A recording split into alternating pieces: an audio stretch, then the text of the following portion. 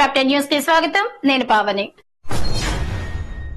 నవరాత్రుల పాటు పూజలు అందుకుంటున్న గణనాథుడు అనంత చతుర్దశి రోజున గంగమ్మ ఒడికి చేరుకుంటాడు. 9 రోజుల పూజలతో ఆయన విగ్రహానికి లభించినటువంటి శక్తులు నిమజ్జనంతో సర్వత్రా వ్యాపిస్తాయని భక్తుల నమ్మకం. అనంత అంటే వినాయకుడు అంతం లేనివాడని అర్థం. మట్టి నుంచి ఉద్భవించినటువంటి వినాయకుడు నీటిలో కలిసి ప్రకృతికి మానవాళికి తన శక్తులను ప్రసాదిస్తాడని, అందుకే భక్తి శ్రద్ధలతో నిమజ్జన కార్యక్రమం చేయాలని పురోహితులు చెబుతున్నారు. ఆంధ్రప్రదేశ్ కృష్ణా జిల్లాలోని నిమ్మకూరులో ఎన్టీఆర్ బసవతారకం విగ్రహాలకు హీరో బాలకృష్ణ నివాళులర్పించారు. అనంతరం మీడియాతో మాట్లాడారు.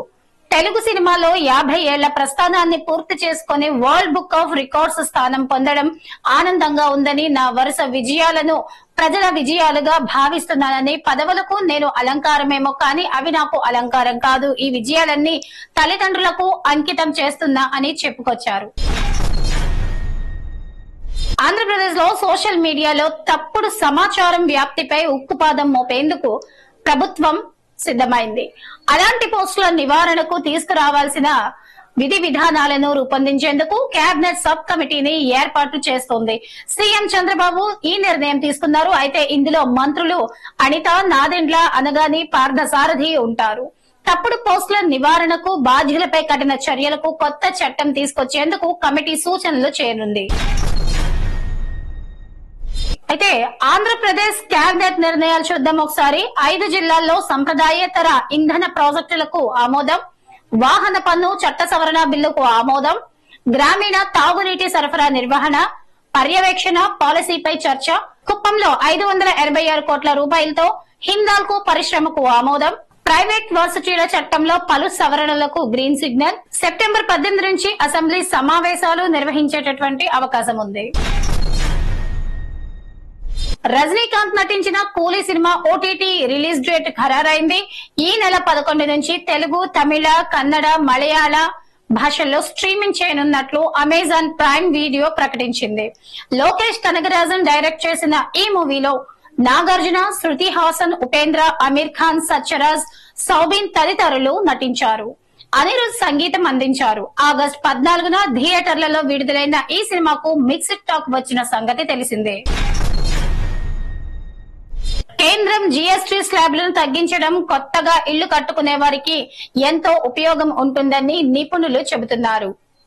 సిమెంట్, గ్రానైట్, మార్బుల్, ఇటుకల వంటి ముఖ్యమైనటువంటి నిర్మాణ సామాగ్రి జీఎస్టీ 12% నుంచి 5% వరకు 28% నుంచి 18% తగ్గడంతో నిర్మాణ వ్యయం తగ్గనుంది. దీంతో మొత్తం నిర్మాణ వ్యయంలో సుమారు 5% వరకు కూడా ఆదా అయ్యే అవకాశం ఉంది. తద్వారా ఇళ్ల ధరలు తగ్గి సామాన్య ప్రజల కొనుగోలు శక్తి పెరుగుతోందని అంచనా వేస్తున్నారు. పంజాబ్ ను భారీ వరదలు ముంచెత్తడంతో జనజీవనం స్తంభించింది. వరదల వల్ల రోడ్లు తెగిపోయి ఎన్నో గ్రామాలకు రాకపోకలు నిలిచిపోయాయి. ఈ క్రమంలో వరద ప్రభావంపై జర్నలిస్ట్ అడిగిన ప్రశ్నకు ఓ వ్యక్తి ఇచ్చిన సమాధానం నవ్వులు పూయిస్తోంది. వరదల గురించి తప్ప హిమాలయాల పర్వతాల్లో వర్షాలు, China and world war, Japan, Russia నీకు అర్థమవుతుందా అంటూ ఇంగ్లీష్ లో రఫాడించాడు. ఆయనకి భాష రాకున్నా గానీ కాన్ఫిడెంట్ గా చెప్పిన వీడియో వైరల్ అవుతోంది. దేశవ్యాప్తంగా పోలీస్ స్టేషన్లలో సీసీ కెమెరాలు లేకపోవడాన్ని సుప్రీంకోర్టు సుమోటాగా తీసుకుంది. ఈ ఏడాది గత 8 నెలల్లో 11 మంది పోలీస్ కస్టడీలో చనిపోయారన్న నివేదిక ఆధారంగా విచారణకు స్వీకరించింది. 2020లో ఒక కేసు విచారణ సందర్భంగా దేశంలోని అన్ని పిఎస్లలో సీసీ కెమెరాలు ఏర్పాటు చేయాలని సుప్రీం ఆదేశించింది. అయినప్పటికీ కూడా కొన్ని స్టేషన్లలో ఇంకా కెమెరాలు లేవని, ఉన్నా పని చేయట్లేదన్న ఆరోపణలున్నాయి. ఉత్తర Korea supreme leader Kim Jong Un తర్వాత ఆ దేశాన్ని ఆయన చిన్న కూతురు కిమ్ జుయే పాలించే అవకాశం ఉందని దక్షిణ కొరియా నిఘా సంస్థ పేర్కొంది. గత 3 ఏళ్లుగా ఆమె కిమ్ తో కలిసి పలు కార్యక్రమాల్లో పాల్గొనడంలో ప్రపంచ దృష్టిని ఆకర్షించారు. వయసు 10 సంవత్సరాలు ఉంటుందని, స్కూల్లోనే చేరకుండా ఇంట్లోనే చదువుతోందని, గుర్రపు స్వారీ, ఈత, స్కీయింగ్ లలో నైపుణ్యం కలిగి ఉందని సమాచారం. ఆమెకు ఓ సోదరుడు, ఒక సోదరి ఉన్నట్లు టాక్. వరదలకు అల్లాడుతున్నటువంటి దేశ రాజధాని ఢిల్లీలో యమునా నది ప్రమాద స్థాయిని దాటి ప్రవహిస్తోంది. ఓల్డ్ రైల్వే బ్రిడ్జ్ వద్ద నీటి మట్టం 207.48 మీటర్లకు చేరింది. గత 63 ఏళ్లలో ఇది మూడో అత్యధిక ప్రవాహం అని అధికారులు తెలిపారు. సివిల్ లైన్స్, కాశ్మీరీ గేట్ ప్రాంతాల్లో కార్లు మునిగాయి. భారీగా ట్రాఫిక్ స్తంభించింది. భవనాల్లోకి వరద నీరు చేరింది. ఢిల్లీలో వచ్చే 2 రోజులు మోస్తరు నుంచి భారీ వర్షాలు కురుస్తాయని IMD హెచ్చరించింది.